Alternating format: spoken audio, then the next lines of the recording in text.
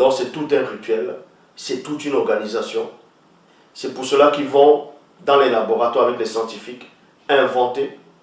Parce que ce n'est pas tout le monde maintenant qui va accepter de donner du sang, qui vont faire les dons de sang, qui vont accepter qu'on les introduise des sangs.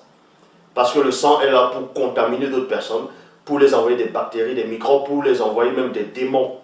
C'est une sorte de possession. Il veut contrôler les gens, mentalement, moralement, spirituellement. Il veut contrôler l'humanité. C'est toute une organisation, une société secrète très avancée, le corps médical. Donc, ils vont fabriquer Ebola, ils vont inventer les trucs Ebola, le sida, la grippe aviaire, toutes sortes de maladies. Ils vont l'envoyer en Afrique, ils vont faire des vaccins. Ils vont commencer par des vaccins, vacciner des gens. Et ils voient que beaucoup de personnes n'acceptent pas. Ils vont passer par les ministres de la santé, un peu partout dans le monde, par les organisations, pour obliger, pour faire en sorte que ce soit obligatoire pour les enfants.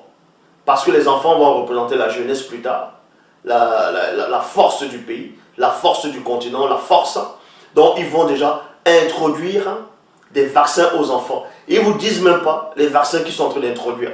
Quand vous achetez une boisson, et c'est marqué là, la boisson que vous achetez, on vous montre la référence, on vous montre les ingrédients. Quand vous achetez une boisson, on vous dit les ingrédients qui sont dans la boisson. On vous dit ça c'est tel pourcent, 2%, 1,5%. Mais les seringues, les vaccins qu'on vous administre, que ce soit à vos enfants, à vos patients, est-ce qu'on vous dit c'est quoi qu'il y a dedans? Pourquoi on ne vous dit pas?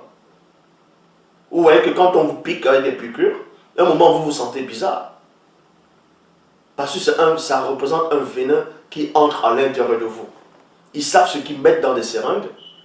Ils savent ce qu'ils mettent dans des seringues. Il y a des serpents, quand ils vont te piquer, tu vas être paralysé.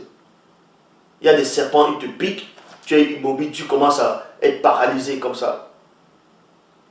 C'est ce qu'ils font souvent. L'anesthésie, c'est quoi?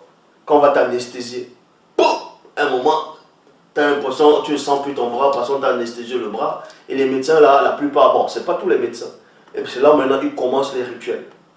Ils vont commencer les rituels quand ils mettent des gants.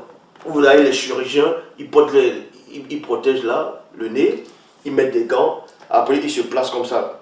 Vous voyez? Ça, ce sont des incantations qui commencent. Mais les gens dans la pièce, vous ne savez pas. Et là maintenant, celui qui est couché, ce qu'on appelle sur le lit d'hôpital, d'autres appellent ça le billard, vous devenez la victime. Maintenant, le médecin ou le chirurgien, peu importe, il est libre maintenant de faire ce qu'il veut sur votre corps. Il va vous enlever des organes, il va vous paralyser exprès, il va, d'autres médecins même, quand ils voient que vous saignez beaucoup, d'autres se réjouissent de ça, ils ont même des ordres de ne pas bien soigner certains patients par rapport à certaines classes. C'est pour ça que vous allez voir quelqu'un, il entre, on va le soigner, il a un peu vomi du sang, ou bien il est malade, il a l'abcès, il a quelque chose. Le médecin sait que ce patient-là, ça ne va pas. Mais vu que ce patient-là n'a pas trop d'importance dans les sociétés secrètes par rapport à son organe, par rapport peut-être il va savoir que là, son organe est déjà un peu trop pourri, là il va bientôt, il va rester peut-être 2 semaines pour que cette personne parte.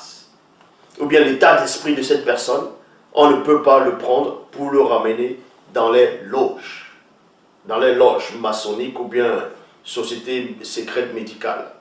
Ce qui va se passer, c'est quoi? Le médecin sait que ce patient-ci, il peut soigner ce patient. Donc, il peut mettre tous ses efforts, même le faire passer le scanner, tout, même l'évacuation. Il peut faire en sorte que ce patient soit évacué. Mais, il ne va pas le faire. Il va lui dire, bon, il va lui donner les petits carments. Parce qu'il sait que, bon, il va bientôt mourir. Parce que cette personne, par rapport à son état d'esprit, ce n'est pas une bonne personne qui doit intégrer les sociétés. Ou bien on ne doit pas prendre ses organes à lui, ou bien son sang, pour injecter à d'autres personnes. Parce que son état d'esprit résiste déjà à certains manœuvres occultes. Et c'est là où vous allez voir quelqu'un en santé pendant 1-2 semaines. Après, paf, il rechute. Et ça devient encore grave, ça s'empire. voyez? Parce qu'ils savent ce qu'ils sont en train de faire. Ils savent ce qu'ils font. Et il y a aussi beaucoup de présidents, beaucoup d'hommes d'affaires, beaucoup de dans le gouvernement. Ils ont les hôpitaux, mais ils ne vont pas se soigner dans n'importe quel hôpital. Ils vont aller dans certains hôpitaux parce qu'ils savent que si on les soigne dans tel hôpital du pays ou bien de pays voisins ou bien dans tel pays, ils auront peur. Ils vont se dire non, les hôpitaux là, on sait que ceux-là, ils veulent plus de pouvoir. Donc là-bas, on va les tuer, on va les injecter le poison, on va prendre les organes, on va les administrer quelque chose, on va dire bon, le président est mort ou bien le ministre est mort ou peut-être tel est mort. C'est pour cela qu'il y a ce qu'on appelle des accords dans les sociétés secrètes où vous allez voir tel homme politique ou bien tel acteur ou bien homme influent milliardaire. Il va aller se soigner que dans un hôpital ou bien dans une clinique pendant des années parce que là-bas, ils savent le pacte qu'ils ont fait pour qu'on ne puisse pas le sacrifier. Et maintenant, ceux qui ne sont pas importants pour eux, c'est eux qu'on va sacrifier. Vous vous rendez compte, vous entrez dans un hôpital, vous ressortez, vous êtes malade. C'est-à-dire qu'il y a des bactéries dans l'air. Il y a des microbes dans l'air. Quelqu'un, il est malade, il a peut-être la fièvre, on va dire, bon, il a peut-être l'angine ou bien il a juste la toux. Une toux qui dérange, il vient se faire soigner dans un hôpital, on le couche sur un lit, il y a d'autres malades qui sont là, ils sont en train de rendre là, ils sont en train de mourir, ils toussent, en toussant, il y a des émanations qui sortent, c'est-à-dire le démon commence à sortir. Parce que ce qu'on les injecte là, le démon commence à sortir et maintenant ça va dans l'autre patient qui est entré il y a de cela 2 jours. Et vous apprenez qu'une semaine après, le patient aussi est mort. On dit, mais il est entré, il était quand même un peu en bonne santé. Comment se fait-il qu'il est mort maintenant? Parce que les hôpitaux, ce sont des contaminations. Des fois, ils opèrent, ils oublient les aiguilles, ils oublient les ciseaux, ils oublient des pinces dans le corps. Il y a certains qui sont négligents, d'autres qui sont incompétents, d'autres sont là que pour de l'argent et d'autres sont là pour des rituels.